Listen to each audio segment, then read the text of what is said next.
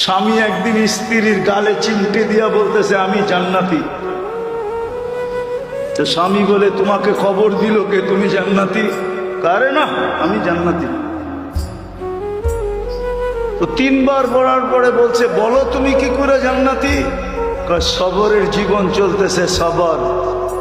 এক কাপড়ে দুইজনের জীবন, সবর করতেছি। আজ পর্যন্ত কোনো চাহিদা রাখি নাই, কোনো দিন বলি নাই যে আরেকটা কাপড় নিয়ে আসো।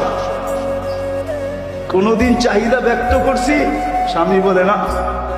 তুমি যে কাপড় আনো না এটার জন্য কোনোদিন মুখ কালা করছি, অভিযোগ করছি? বলছে না। বলছে সবরের বদলা আল্লাহ বলছে জান্নাত। আমি জান্নাতি জান্নাতি জান্নাতি। স্বামীর চেহারাটা কালো হয়ে গেছে, তো গালে চিমটি দিয়া বলতেছে তুমিও জান্নাতি। আমি জান্নাতি কি করে? আমার মতো স্ত্রী পেয়ে কি খুশি হও নাই? শুকরিয়া আদায় করো না? তো বলতেছে পাগলি, একবার ডেলি 100বার আল্লাহ শুকরিয়া আদায় করি যে আল্লাহ আমাকে কি ধরায়া দিল, কি পাইলাম আমি। বলছে শুকুরের বদলাও জান্নাত। তুমিও জান্নাতি, আমিও জান্নাতি।